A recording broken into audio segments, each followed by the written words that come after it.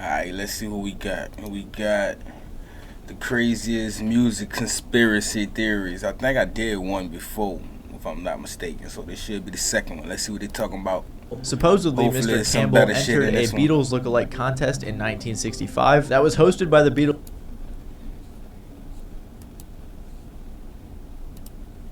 From David Bowie predicting the birth of Kanye West to the CIA writing a hit song to end a war, there have been many conspiracy theories related to music. So today I've gathered 7 of the craziest music conspiracy theories, starting off with the Paul is dead theory. Also, just to clarify, I'm not going to talk about any fake death conspiracy. Who the fuck is Paul? This is probably the most famous and well-known music conspiracy theory, and that is the Paul is dead theory. Some people believe that Paul McCartney of the Beatles died in a car crash on November 9th of 1966. The rest of the band wanted to cover up his death, so with the assistance of the British government, they found a look-alike to replace Paul and left clues in their music alluding to the truth that the real Paul McCartney is dead. The supposed look-alike is a man named William Shears Campbell. Supposedly, Mr. Campbell entered a Beatles look-alike contest in 1965 that was hosted by the Beatles manager in case one of his boys died. That sure sounds realistic, doesn't it? Well, it is kind of true, since there was a look-alike competition hosted by a radio show in New York, but that was in 1968, and it wasn't hosted by the Beatles manager. But the story goes that William Campbell had plastic surgery, he went missing, and he took Paul McCartney's spot in the Beatles. However, this is one of the biggest stretches in the entire story because there's not even any evidence that this guy existed in the first place. Regardless, people love to point out how the original Paul and the fake Paul look different. Fake Paul has different ears, he's a different height, and he has green eyes rather than brown. After the Beatles broke up in 1970, many fans began digging deeper in their music because they knew no more music would come out. Many people began to notice that Paul McCartney was often different than the rest of the band. On the Abbey Road cover, Paul has his right foot forward while everyone else has their left foot forward, and he also isn't wearing any shoes. During the Beatles' Magical Mystery Tour, each of the Beatles were wearing red carnations, except Paul, who is wearing a black carnation. But one of the biggest pieces of evidence is on the album Sgt. Pepper's Lonely Hearts Club Band.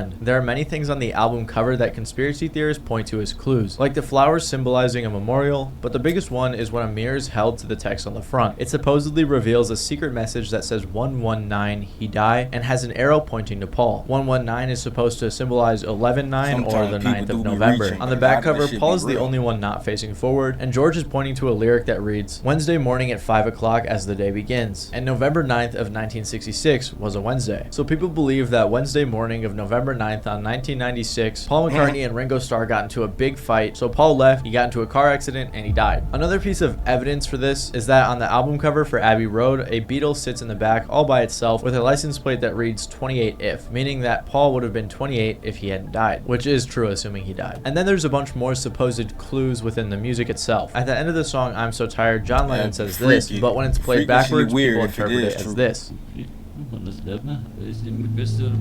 At the end of the song Strawberry Fields Forever, John Lennon mutters a line that apparently was the phrase cranberry sauce, but many people believe he said, I buried Paul. It doesn't help that the song is named Strawberry Fields because it was named after a veteran cemetery that John Lennon grew up next to in Liverpool. Then on the song Revolution 9, when played backwards, it sounds like John is saying, Turn me on, dead man. Turn me on, dead man. Turn me on, dead man. Turn me on, dead man. Turn me on, dead man. Turn me on, dead man. There is way more lore to this story. Like, for example, on the Abbey Road cover, Paul was holding a cigarette in his right hand even though he was left-handed, and I'm not going to get into all of it because there's just so much, but I explained the gist of it. So I'll conclude this section with Paul McCartney's take on this conspiracy theory. And I showed up that day with sandals. It was so hot, and I kicked them off and walked across barefooted. For a while. So this started some rumor that because he was barefooted, he's dead. Well, that was the idea. That was the other part of it, that there was a guy who looked like you taking your place. No, well... Connect with a financial advisor, in person or online, at private.com. This is him. Hold on. In your place. No, well, this is him. So for some reason, replacement theories are a common thing in the music world, and there are 2 more that I want to touch on. People believe that in 2006, Eminem died in a car crash, and it was covered up by his label. And again, like Paul McCartney, he was replaced. This is probably the least evidence-backed replacement theory, and one of the key pieces of evidence is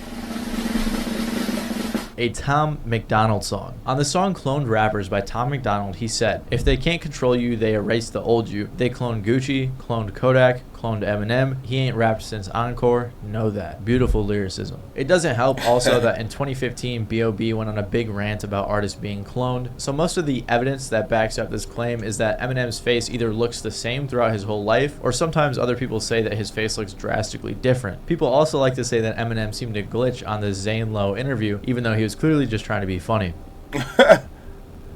I'm about to say M do stupid shit like that, so I believe he was just trying to be funny. Also, of course, Eminem praised Jay-Z in a 2017 interview, and as we all know, Jay-Z is the face of the Illuminati. But another big piece of evidence supporting this theory is the fact that Eminem couldn't remember one of the music videos he was in. When you on the beach running on that video?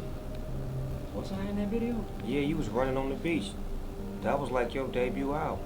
I was? You was running on the beach. That didn't say I was. Clothes on. You was running on the beach with damn near no clothes on. What the f? Yo, you gotta show me that. You was Slim Shady, cuz. You was like crazy back then. Like real crazy. You don't remember that? Cuz you was running on the beach, cuz, in the video. What? I don't even. What? But most people in the comments are intelligent enough to realize M was probably just forgetful, or he was on drugs at the time. It's safe to say that the Eminem replacement theory was essentially pulled out of thin air because he got older and looks different. Another artist that conspiracy theorists set their eyes on was Avril Lavigne. They believe that after the massive success of her debut album Let Go, the 17-year-old Avril Lavigne couldn't handle the fame and the attention, so she took her own life in 2003. Before doing so, she had a body double named Melissa Vandella, who was doing her meet and greets and all other press-related things, so Melissa took the place of Avril after she died. This theory spawned in 2011 on a Brazilian blog called Avril Esta Morta. Some of the evidence to prove she's a different person is differences in moles, birthmarks, and other facial features as well. She also had a promo picture taken with the word Melissa written on her hand, but it's likely she was just playing into the conspiracy. In the music video for Nobody's Home, there is something that flashes on the screen that says A+D, which people believe means Avril is dead. There's another point in the video where Avril 2004 flashes on the screen and then an X pops up. People think that means that she died in 2004, but in reality that's just the year that her album came out. Also in the video there are two Avrils, one wearing a wig demonstrating some sort of story, and the other is singing in a black dress, which people believe symbolizes the old Avril mourning and Melissa pretending to be the new Avril. But again, in reality, Avril is just telling a story in the video and acting out of character. I don't know about all Be that explained shit. by her getting old. Theorists have no proof. 17 Billion website said that it's fake and he made it up for his own reasons. Here's what Avril's had to say about the situation. Yeah, some people think that I'm not the real me, which is so weird. Like, why would they even think that? But a theory that's actually... We still don't believe that. This theory suggests that the late artist David Bowie predicted the life of Kanye West and painted him as a successor of some sort. So in June of 1972, David Bowie released his that the character Ziggy Stardust was a messianic rock star. It was. I don't know about him either. But some people believe that can obviously see David Bowie sitting below a sign that says K West, which many people think is referring to Kanye. Bowie briefly commented on the artwork by saying, "People read so much into the K West sign, they thought K West must be some sort of code for quest. It took on all these sort of mystical overtones." So he never directly commented on people saying it was Kanye, but he did make it seem like there's no deeper meaning behind it. It turns out that the K in the sign stood for Khan because Henry Khan was the owner of the store, and West referred to the location of the building up there, so I'm pretty sure it meant something else. Who would save the world. Exactly 5 years after the album was released. Black Star. People like to think that this album was Bowie's way of passing the torch to Kanye for a variety of different reasons. One of the main reasons is because Bowie had apparently talked to a psychic in the late 70s who told him he was going to die at either 70 or 69, and Bowie passed away when he was 69 years old in 2016, so Bowie knew his death was coming. On the title track, Bowie sings, "Something happened on the day he died. Spirit rose a meter, then stepped aside. Somebody else took his place and fortune telling people, but I'll be too scared of what they might tell me, or what, you know what I'm saying?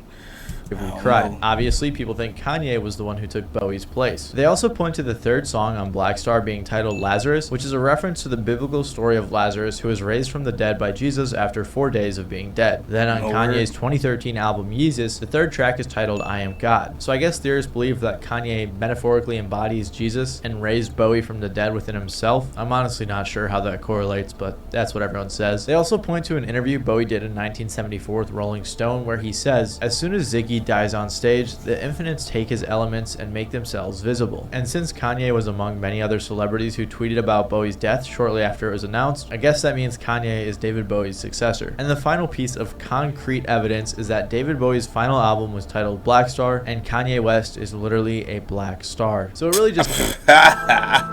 Man, they reaching like a motherfucker. Has to be the place where people can come now, the and Stevie they Wonder do shit is funny. For a little bit. People really this is a rumor that I'm sure most of you have. Extremely talented artist and musical pioneer. He's also known for being blind. In fact, it's referenced in probably hundreds of rap songs, like Lil Wayne's fantastic line, "Don't want to be in the blind, but sometimes I Stevie Wonder about her." But most of these rumors stem from the time in 2010 when fake Paul McCartney knocked over a mic stand and Stevie Wonder caught it. People caught wind of this and thought that Stevie was lying about being blind. There have also been a ton of celebrities telling stories about Stevie being able to see, or at least doing things that they don't think blind people can do. I'm already in the building. I'm coming through the lobby. Door opens. There's Stevie Wonder. He comes in, says, "What's up, Shaq?" Presses the button. Oh, it's your story. Presses the button, gets off on the floor, buys up, goes to his room. But there is a pretty good explanation for this. You see, Stevie Wonder wasn't actually born blind. He was born prematurely and had some issues during treatment, so he developed ROP, which is an eye disorder that permanently damaged his eyes. He rarely ever reveals his eyes, but as you can see in his 1989 Rock and Roll Hall of Fame acceptance speech, his eyes are severely damaged. It's likely that he may have some sort of partial blindness, but he's still legally blind. Blind people are also known to have other enhanced senses like hearing, smell, and touch, as it's the body's way of coping with not being able to see. He's even addressed the rumors before. And tell them also, whoever's spreading a rumor around at any time, when it's not true, instead of you all paying them or whoever, give me the money so I can give it to my foundation. So I highly doubt Stevie Wonder's been lying about being blind this whole time. Is the Wind of Change theory. In 1990, just after the Berlin Wall fell, the German band The Scorpions released a song called Wind of Change. This song is one of the best-selling singles of all time. It holds the record for best-selling single by a German artist, and the song served as an anthem to the end of the Cold War. It's said that the lead singer Klaus Meine wrote the song after performing at the Moscow Music Peace Festival, the first rock festival allowed in Russia since rock had been banned in the country. But some people think that one of the largest pieces of evidence for this theory is that Klaus never usually wrote songs other than podcast. He's so in early 2010. Like 10 years ago. Yeah, you know that Patrick and I previously sponsored the production of the entertaining and really that JFK was killed in. But the most damning piece of evidence is that in the pre-chorus, Rebecca Black sings. So fuck. I don't know. I don't even know if I want to post it. But just in case I do, y'all hit the like button, comment, and subscribe, and we're going to talk about it. Don't do it for the pod, just do it for the pod.